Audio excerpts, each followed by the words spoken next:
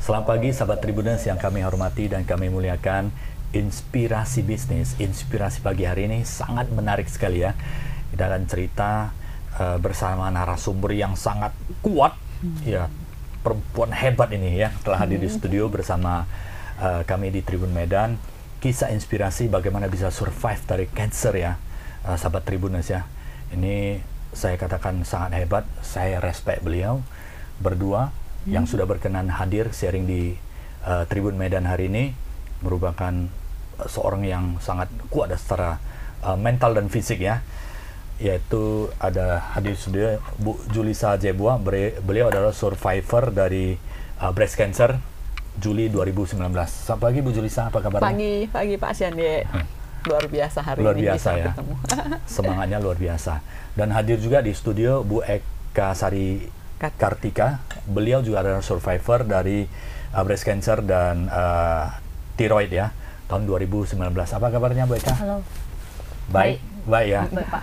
Nah, ini awal ceritanya adalah sahabat Tribuners ya, ini sangat luar biasa sekali, di mana pada awalnya saya jumpa beberapa bulan lalu ya, jumpa Bu Eka. Saya melihat Bu Eka dan Bu Julissa ya, walaupun sedang facing atau survivor dari cancer ini, tetapi semangatnya luar biasa. Dan kemudian bukan hanya semangat untuk diri sendiri yang luar biasa, tetapi kalau sahabat Tribuners melihat ya di Instagram, Facebook dari Bu Julissa dan Bu Eka, bukan hanya inspirasi untuk diri sendiri, tetapi juga menguatkan ya sesama penderita cancer ini, sehingga mereka bisa hidup lebih bahagia, lebih kuat lagi untuk menghadapi situasi yang dihadapi. Dan tentulah ini tidak mudah ya. Nah, hari ini bagaimana kita bisa mendengar, bagaimana bisa menghadapi ini semua dan bisa menjadi survivor, dan semoga ini bisa membantu dan menginspirasi banyak orang yang sedang menghadapi masalah yang sama. Bu Julissa, saya pertama Bu Julissa dulu. Kita pernah rekat kerja. Bu Julissa ini orang hebat, sahabat Tribuners, memahami sistem ISO, production management. Bu Eka juga ahli di accounting dan finance. Jadi Bu Julissa, ini saya melihat Facebook, Instagram begitu inspirasi ya, di mana Bu Julissa menghadapi ini di cancer ini kan 2019 ya. Ya, benar. Dan setelah survive dari cancer juga bisa menginspirasi banyak orang. Ini ceritanya bagaimana bisa, biasanya kalau banyak menghadapi masalah yang dihadapi adalah pasti secara mental, pasti semangat pasti akan sangat menurun, dan ini bahkan energi juga sangat menurun drastis. Bu Julissa bisa cerita sedikit di awalnya bagaimana vonis dokter dan melewati ini semua. Silakan Bu Julissa. Oke. Awalnya itu di bulan Juli ya, tahun 2019. Ketika saat itu dini hari lah, kita nggak kepikiran bahwa itu kita akan kena kanker. Tetapi dulu mama mertua itu adalah juga penyintas kanker payudara. Jadi sejak itu kita diajarin untuk memeriksa setiap hari. Nah, tapi kenyataannya adalah di 2019, tiba-tiba di dini hari lagi tidur, membalik, terus langsung tiba-tiba sakit. Nah, sakitnya sangat luar biasa. Ketika terpegang sudah bulat, sudah ada benjolan sebesar telur puyuh. Nah, tetapi dalam hati sudah berkata, wah, ini kemungkinan sudah kanker. Ya, sempat shock, terkejut karena tidak membayangkan bisa sakit, karena di mana saya sendiri, suami sudah meninggal 6 tahun. Waktu kejadian itu baru melewati 2 tahun, ya kan, dan tidak mempunyai keturunan, dan itu harus dilalui. Nah, sempat tidak bisa tidur kembali karena sudah berpikiran yang aneh-aneh. Karena banyak yang harus dipikirkan, karena sering mendengar orang bahwa kanker itu biayanya sangat besar. Tetapi dalam hati Tuhan mengajarkan kita berdoa. Nah, kita berdoa, akhirnya kita tidur, dan keesokannya saya bercerita dengan keluarga. Nah, itu prosesnya sangat cepat.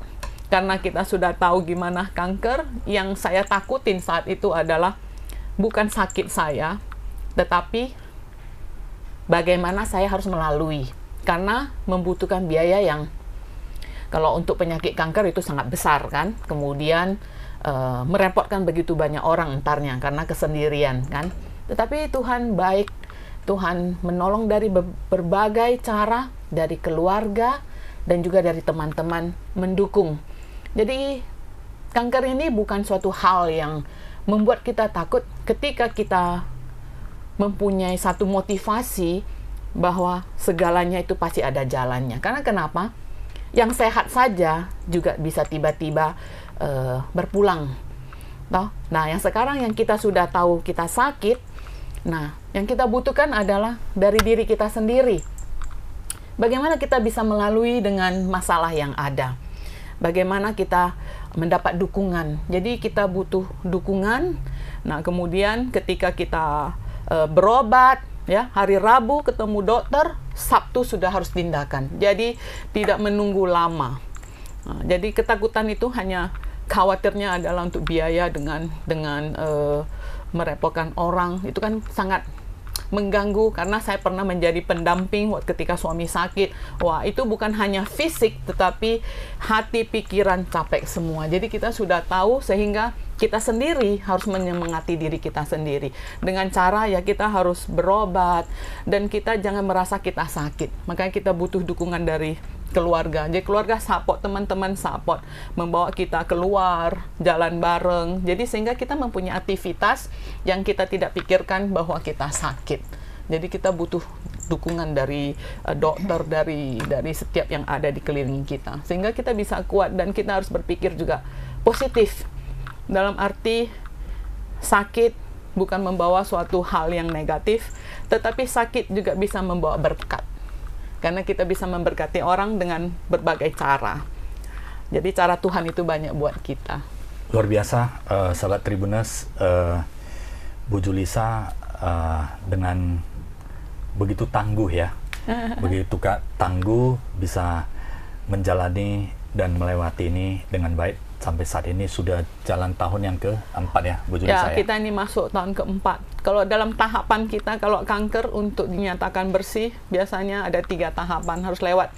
Tahun pertama itu 3 tahun, 5 tahun, dan 10 tahun. Yeah. Jadi ini kita baru masuk, mau dibilang kita masih harus survive, masih butuh waktu lagi. Survive ya? Ya.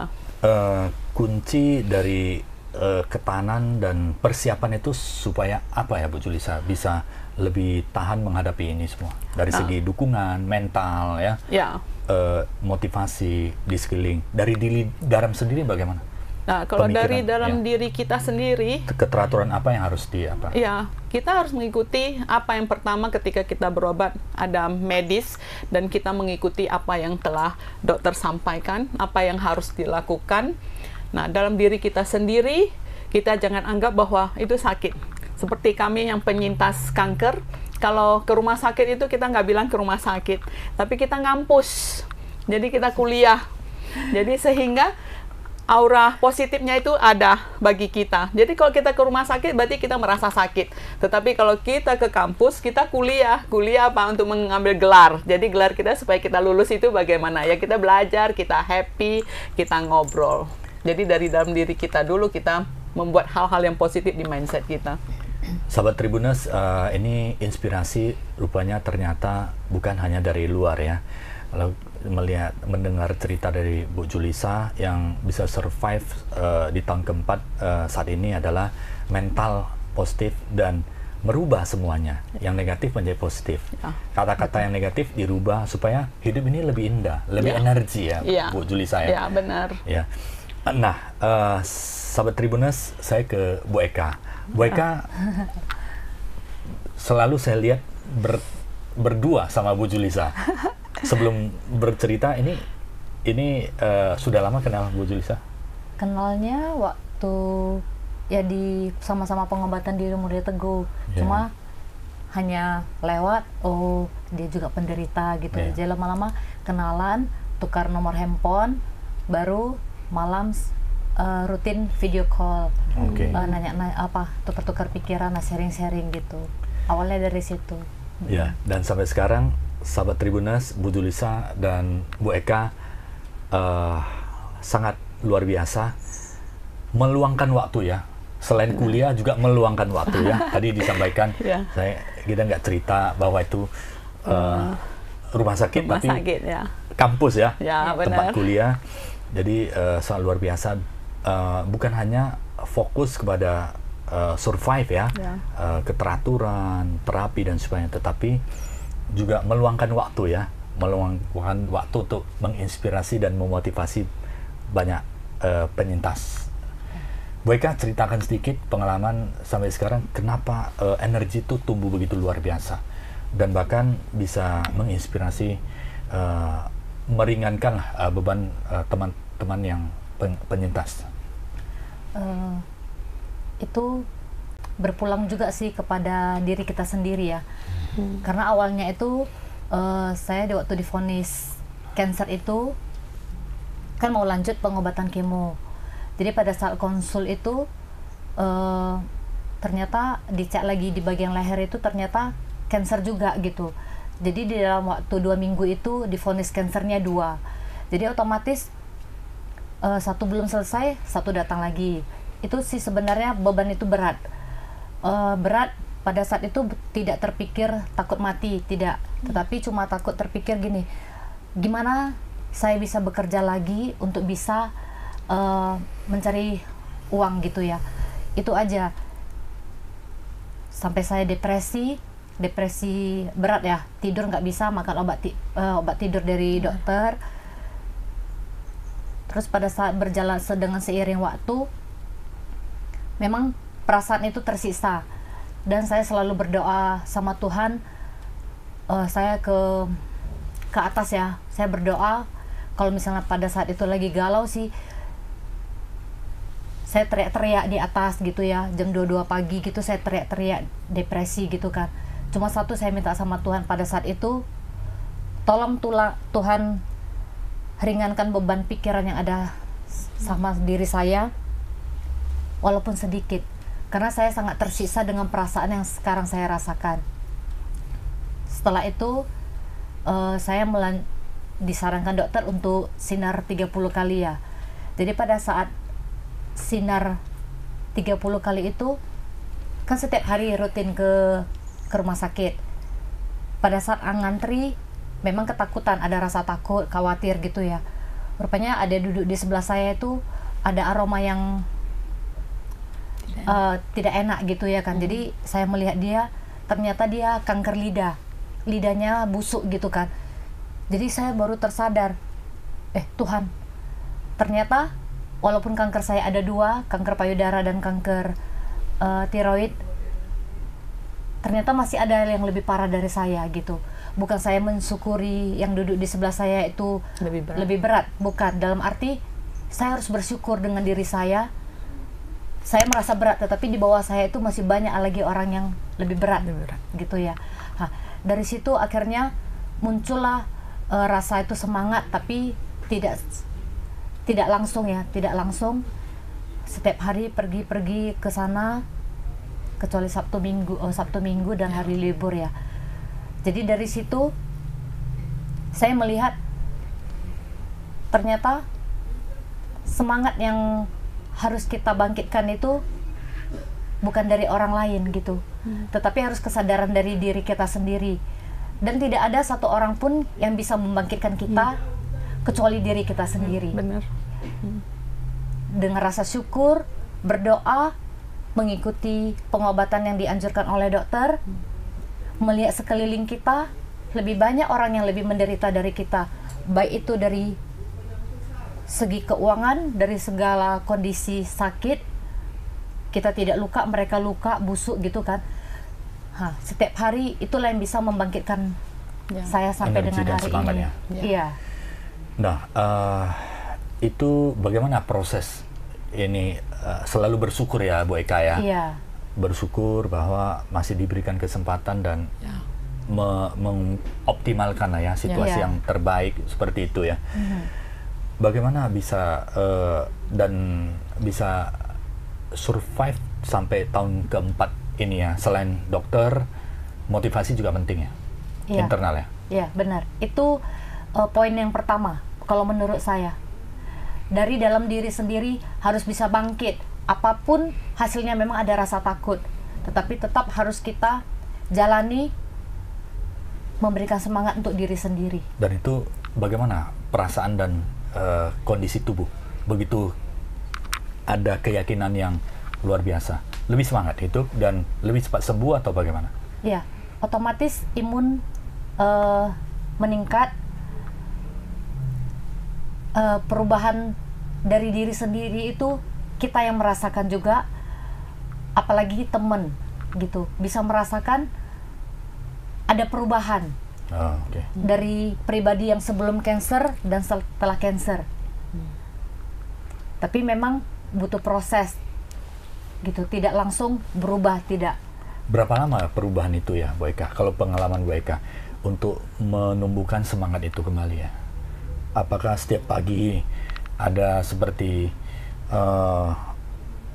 fokus terhadap pemikiran tertentu atau merenungi tertentu sehingga bisa pelan-pelan itu bangkit kembali dan bangkit lebih kuat lagi? Itu dari kita malam sering video call ya sama Cilisa, terus ada teman lagi si Shirley, dan ada juga teman-teman yang banyak yang sudah almarhum dari rumah sakit yang lain yang berbeda-berbeda. Jadi kita di video call, kita sharing, terus kita tetap doa bersama. Kita itu yang kita lakukan, mendekatkan diri kepada yang di atas ya. Kita bersyukur, kita berserah, apapun yang akan terjadi pasti Tuhan berikan yang terbaik. Tapi itu bisa memberikan energi dan semangat yang luar biasa ya. Dan tetap lebih bahagia? Bahagia dan lebih bahagia. Lebih bahagia. Dan saya di sini mau mengatakan hidup saya lebih bahagia setelah saya divonis cancer walaupun 2. Awalnya berat. Saya hari ini bahagia. Dan saya mengatakan, berdoa sama Tuhan dan mengatakan kepada Tuhan dan kepada Cilisa juga, saya pernah mengatakan begini, kenapa Tuhan tidak memberikan cancer dari dulu gitu? Kenapa baru sekarang gitu? Karena dengan cancer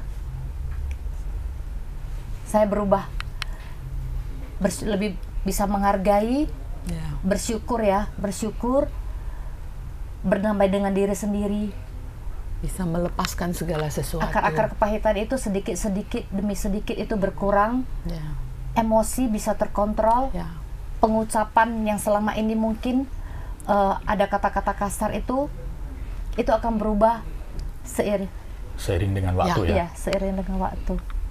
Luar biasa sahabat Tribuners, dan memang energi semangat itu penting ya. Bagaimana bisa berserah, mendekatkan diri kepada yang di atas juga penting, supaya kan diberikan keringanan, kekuatan bisa menghadapi ini semua. Pengalaman Bu Julisa bagaimana? Itu pernah titik terendah, bagaimana bisa bangkit kembali? Kan tidak mudah kalau titik terendah ya itu memang tidak mudah karena dengan semuanya sendiri kan. Waktu proses kemo harus sendiri karena keluarga luar kota, keluarga harus kerja untuk juga anak-anaknya juga kan. Jadi seperti di awal itu yang ditakutkan, merepotkan, tetapi Tuhan baik. Jadi waktu perginya sendiri, lihat kiri kanan semua orang kemo, ada pendamping kan. Wah, ada yang suaminya, ada kakaknya, nah kita sendiri. Nah sempat sedih, pasti nangis toh, tidak ada orang di samping. Nah saat itu kakak telepon sahabatnya, nah sahabatnya datang jenguk pertama sekali. Nah di situ oh ya ada orang yang datang. Nah kemudian berjalan. Nah setiap kemo kita berjalan, nah Tuhan pakai itu adalah bukan hanya keluarga, tetapi ketika kita merasa sendiri, Tuhan menggunakan begitu banyak orang.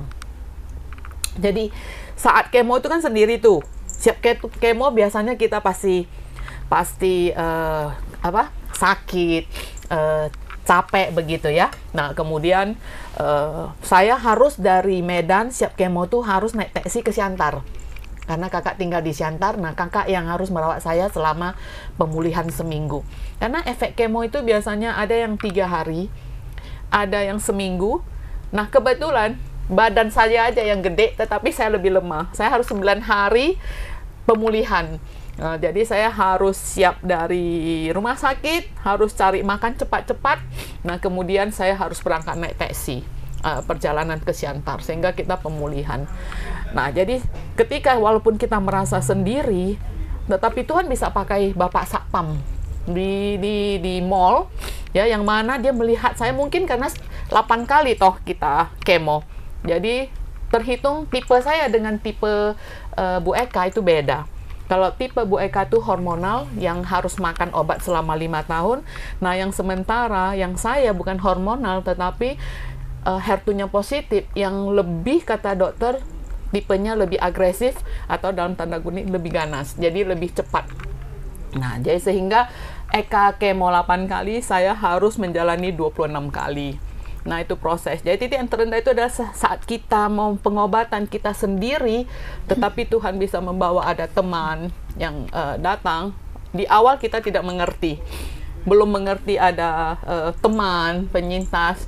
Kita hanya beranggapan, waduh, kita sendiri gimana melaluinya. Nah, tetapi Tuhan baik. Pak Bapak Satpam aja bisa menjaga kita ketika kita ke mall itu. Saya heran kenapa ada yang ikutin saya turun dari eskalator. Risih toh kalau kita ada yang ngikutin. Nah, jadi dengan seperti itu aja ketika kita diperhatikan ketika turun, Ibu bisa sendiri. Hanya dengan ucapan kita juga sudah terhibur. Jadi bukan harus keluarga dekat atau teman dekat, orang yang tidak kenal bisa mendukung kita. Jadi ketika kita merasa sendiri, ada orang yang menjaga kita juga secara tidak langsung. Jadi kita jangan merasa menjadi sendiri, tetapi kita dalam kesendirian kita sebenarnya begitu banyak orang. Jadi titik terendah kita karena kebetulan saya sendiri, jadi itu saya merasa lebih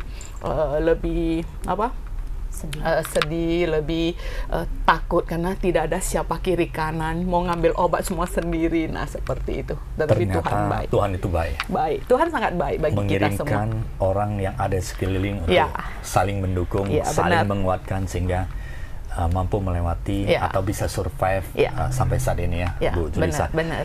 Nah, bagaimana ceritanya Bu Julissa sama Bu Eka bisa menginspirasi orang itu terbentuk sendiri atau keinginan yang kuat untuk men-sharing kepada orang banyak?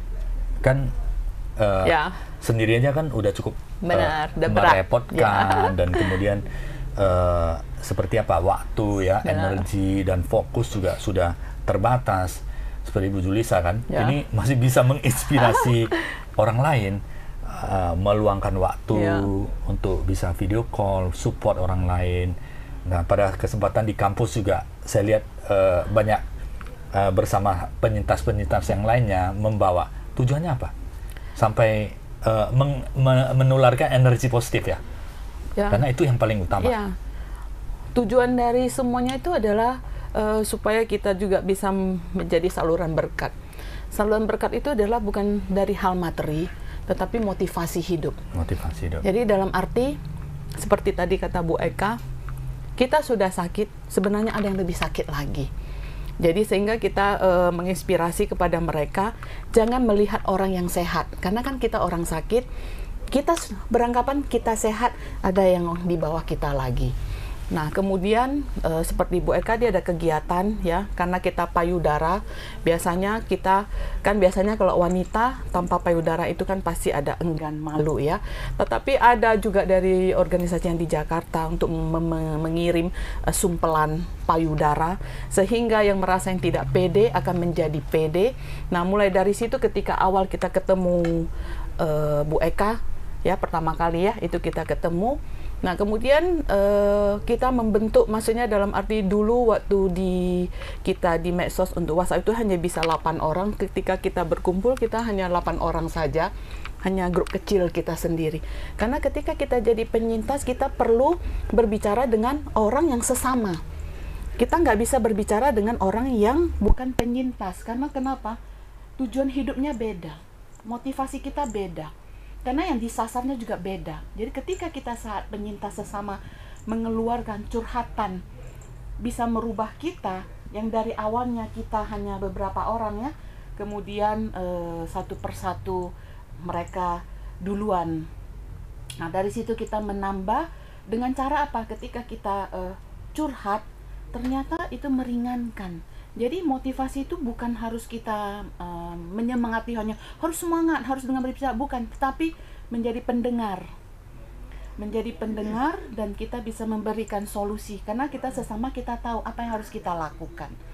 Nah, jadi bukan dengan orang lain tetapi dengan penyintas kita membentuk tim. Nah, itu kita bisa menguatkan. Nah, ketika kita dari tim kecil kita berbaur lebih banyak lagi dan kita berbicara lebih banyak. Dan tadi malam ketika kami ada acara, tadi malam kita ngumpul survivor dan warrior, kita ngumpul ada acara. Nah, tanpa saya sadari, ini ada satu namanya Bu Jenny, 1,5 bulan yang lalu dia operasi. Nah, ketika dia operasi, tanpa saya sadar, motivasi saya kepada dia bukan harus semangat ya Ci, bukan.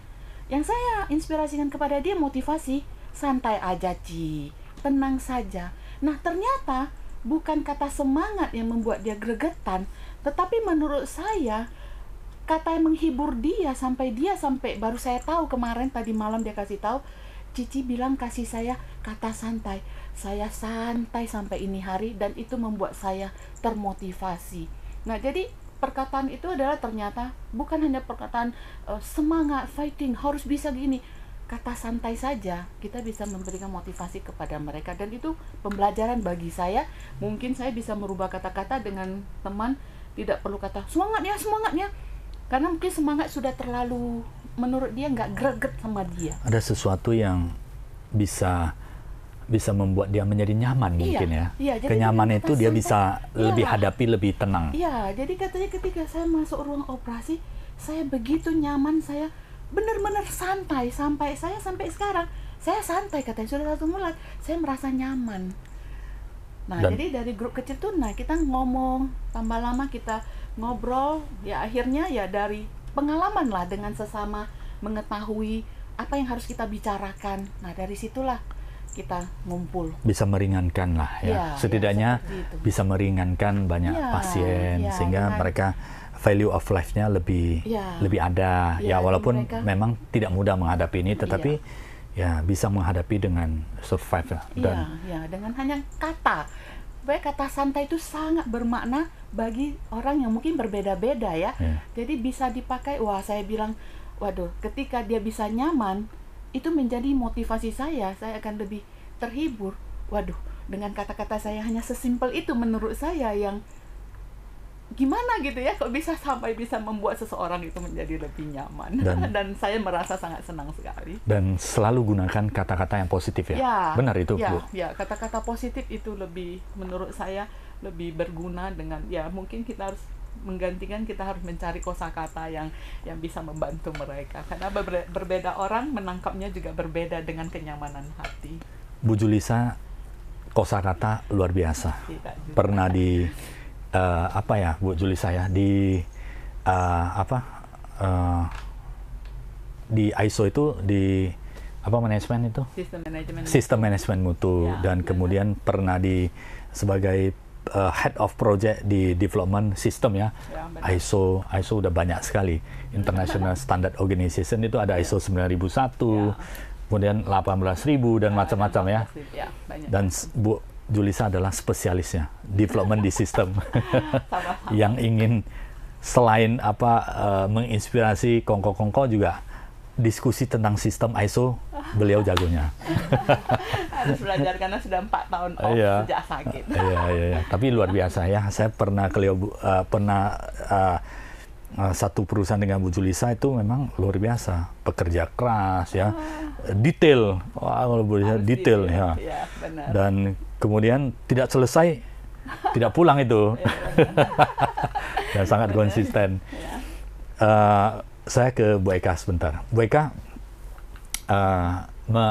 apakah ini bagaimana perasaan begitu orang lain itu merasa diringankan?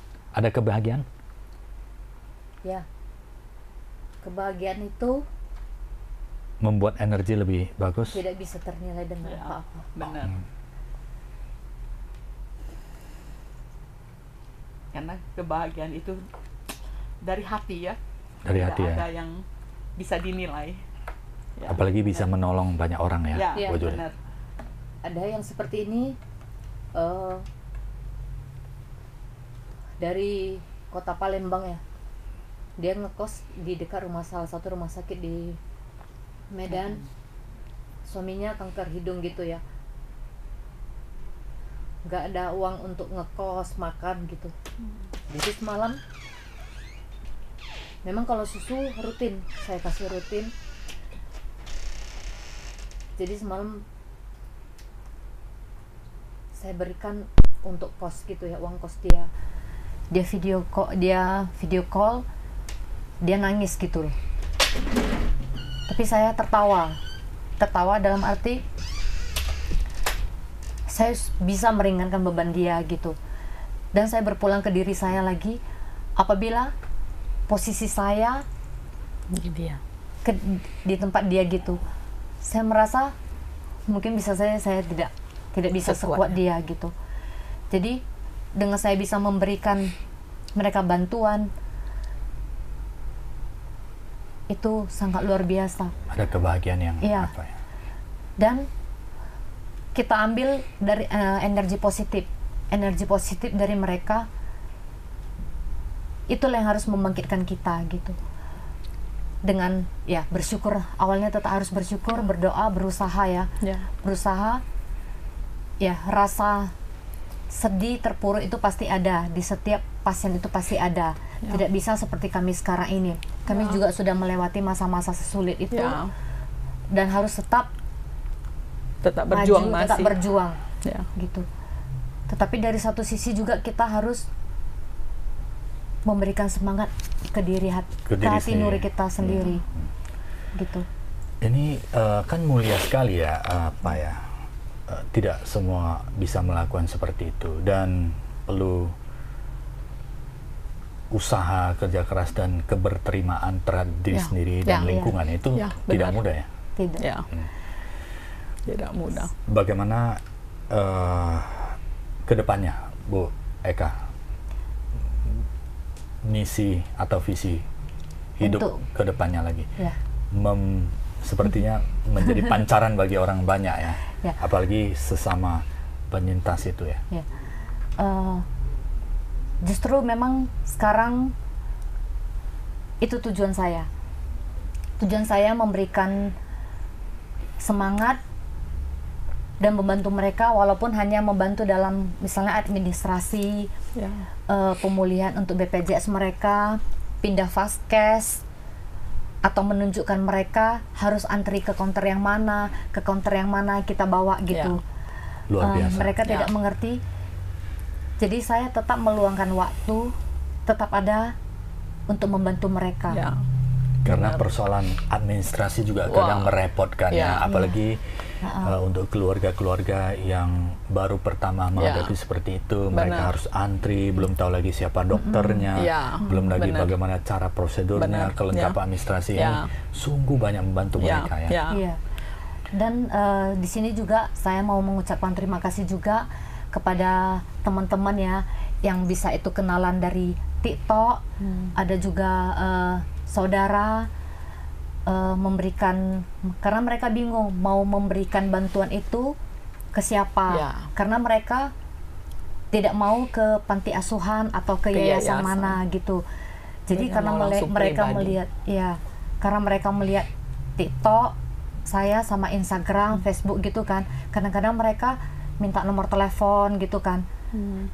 Jadi saya bilang kalau dari mereka sendiri mau beli apa gitu, jadi boleh dikirim ke rumah. Bisa kita salurkan ya kepada orang yang betul-betul lebih membutuhkan langsung pribadi. Jadi ada, kalau dibilang kalau donatur itu kan dia kan setiap bulan. Kalau ini kan kita tidak boleh meminta dan tidak memaksa. Dari hati nurani mereka, kadang Eka, saya adalah berapa gitu, tolong dibantu boleh nggak? Saya bilang boleh, tapi yang penting kepercayaan.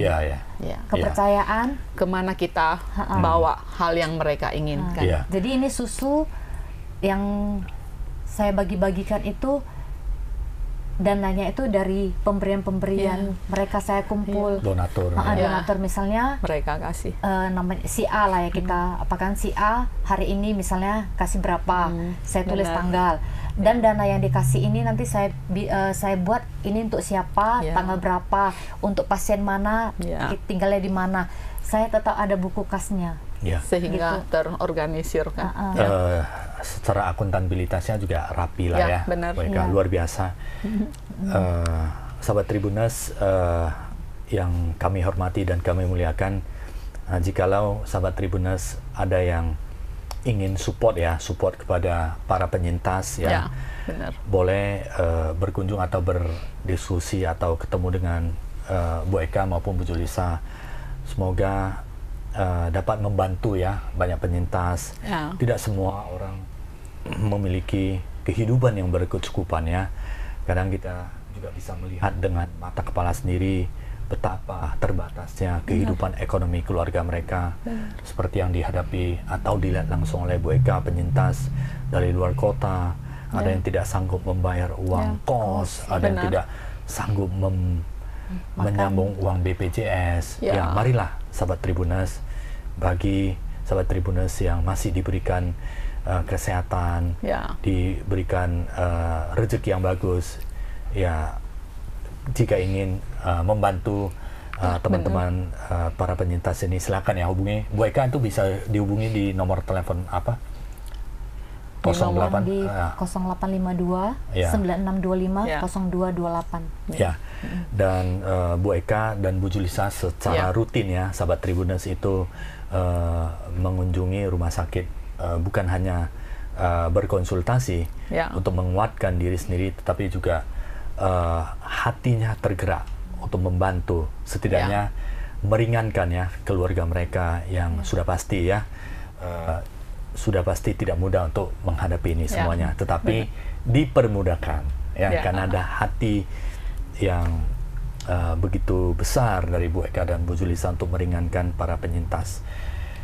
Dan ada tambahan lagi Bu Eka? Dan di sini saya sampaikan bukan kunjungan ke rumah sakit saja yang saya dan Cilisa lakukan, tetapi saya juga ada keliling, naik sepeda motor keliling mencari kos-kos yang benar-benar aman, nyaman, gitu, kumuh banget. Awalnya terkejut pertama kali ke sana, terkejut ya kan dengan keadaannya lembab, seharusnya kita tidak layak huni gitu ya. Sebenarnya kita cancer itu kan harus di udara yang bersih gitu ya. Tetapi keadaan kamar mereka itu lembab gitu. Jadi kadang-kadang cuma ini saya punya keinginan aja, tapi saya nggak tahu bisa tercapai atau tidak.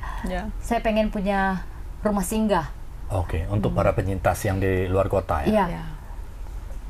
Jangankan untuk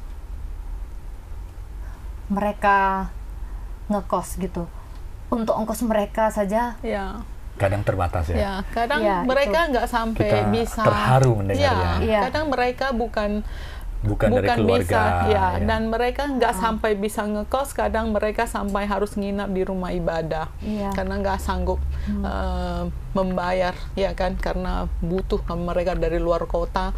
Nah, jadi kita tahu kalau yang dari luar kota itu mereka perjuangannya lebih besar dari kita yang sudah di kota yang dimana kita berobat. Dan apalagi yang ini ada satu pasien yang dia kanker hidung ya, suaminya kanker hidung dan istrinya itu cacat lahir, kakinya pendek sebelah gitu, pakai tongkat. Itulah dia semalam telepon nangis gitu ya, maksudnya karena yang pemilik kosnya itu udah nagih-nagih gitu kan. Jadi saya transfer ya, dia nangis gitu. Jadi gimana kalau kita dari luar kota tidak memiliki tempat tinggal, tidak memiliki saudara di Medan, tetapi harus berobat di Medan karena di kotanya sendiri tidak sanggup melakukan. Jadi dengan begitu saya termotivasi untuk membantu mereka, bukan dari materi saja, dari pengurusan administrasi, dari perpindahan Vaskes atau perpanjangan BPJS. Saya bonceng naik kereta, saya bawa keliling gitu kan. Cuma saya tanya, sorry kamu cacat, apakah kamu bisa saya bonceng naik kereta enggak? Sekarang saya enggak ada mobil. Dia bilang boleh. Akhirnya saya jemput dia ke kos, dia pegang tongkatnya, saya bilang pegang ya, nanti jangan jatuh ya kan, kecelakaan. Saya bawa dia ke Jalan Krakatau, ke Vaskes ya. kita usahakan. Ya, benar. Ternyata vaskesnya itu belum bisa dipindahkan Karena baru diajukan. Ya. Dan kita menemukan permasalahan BPJS-nya bisa dipakai apabila pasien harus fingerprint itu ke kota Siantar, di rumah sakit yang di Siantar. Akhirnya saya mencari bantuan kepada teman sesama Di cancer Siantar. juga yang ada di Siantar. Mereka pas ke Medan, kita berikan ongkos untuk kedua suami istri ini untuk dibawa ke Siantar untuk fingerprint. Dan saya minta bantuan mereka untuk memasangkan taksi dari Siantar untuk balik ke Medan lagi, kembali. dan membelikan mereka makanan dan minuman karena mereka kan bukan orang Medan, mereka dari Batam. Riau, ya. Iya. Riau Batam. Ya. Jadi dan mereka bisa berobat kembali setelah pulang dari Siantar. Ya. Jadi itu kebahagiaan yang tidak bisa ternilai dengan apapun. Ya. Itu yang membuat Semangat saya Semangat, untuk ya. bisa Ya. membantu. Iya. Karena Luar dengan biasa. hati Tuhan juga campur tangan. Ya. Bukan dengan kata-kata, Ya. tetapi dari satu sisi bangga dan terima kasih Tuhan Ya. masih bisa diberikan Kesempatan. untuk saya Melakukan hal Celisa yang baik, ya. melakukan itu gitu. Ya. Bukan menjadi inspirasi hanya di Mulut. mulut, Ya. tetapi Tindakan. tindakan. luar biasa. Tindakan. Saya, sahabat Tribuners, saya secara pribadi terharu ini, ya. Walaupun tidak menunjukkan apa, tapi saya terharu dengan apa yang dilakukan oleh Bu Eka sama Bu Julisa. Bukan hanya survivor ya, tapi more than that, menjadi warrior untuk membantu banyak orang. Sahabat Tribuners, jika sahabat Tribuners memiliki hati dan kemudian ingin membantu, silakan cari Bu Eka dan Bu Julisa, ada di Instagram Eka dan Bu Julisa ya. Ya. Dan nanti setelah selesai talkshow nanti akan kami cantumkan nomor telepon dan nama Bu Julisa dan Bu Eka di Facebook Live di kolom chatnya itu. Silakan bagi para orang-orang baik dimanapun kita berada yang ingin meringankan meringankan beban penderitaan para penyintas ini. Ya. Mungkin tidak harus dalam bentuk dana, tapi motivasi, semangat, Ya, dan kemudian apakah misalnya ada rumah singgah yang bisa untuk membantu meringankan mereka, benar. welcome ya. Benar. Ini adalah kita bisa membantu kehidupan banyak orang lagi, terkhususnya yang penyintas ini ya. Ya, benar. Semoga ini bisa membuka mata, membuka hati kita untuk membantu. Masih banyak lagi ya orang-orang yang harus kita jaga. Benar. Yang kita bantu bersama ya. Benar. Baik, Bu Eka, nanti saya akan cantumkan nomor telepon Bu Eka dan Bu Juli saya. Semoga ada yang tergugah hatinya ingin membantu, silakan ya. Hatinya, bisa. benar. Atau ada yang ingin berkunjung melihat bersama juga boleh ya. Boleh ya. Silakan. Ya, para penyintas seperti apa, kesulitan maupun dukungan yang akan diberikan seperti apa, sehingga mereka lebih bersemangat lagi untuk menghadapi ini semua ya. Ya, benar. Terima kasih Bu Eka, Bu Julisa. Terima kasih. Ya, sudah sharing banyak ya. Semoga ini menjadi sharing yang bermanfaat, bisa membantu, setidaknya meringankan lah ya. Benar. Para penyintas juga, memberikan kesempatan para orang-orang baik juga untuk melakukan hal yang baik. Ya. Jadi Terima untuk kasih, diri Pak. kita, untuk semua orang. Ya. Semoga semangat terus ya untuk menginspirasi hal-hal yang baik di banyak orang. Terima kasih Bu Eka, Bu Julisa. Terima kasih. Terima kasih sahabat Tribuners yang sudah bersama kami. Semoga bermanfaat apa yang disampaikan, apa yang menjadi pengalaman dari Bu Julisa dan Bu Eka. Sampai jumpa lagi, inspirasi di berikutnya yang selalu menarik untuk Anda. Terima kasih. Sampai jumpa kembali. Terima kasih.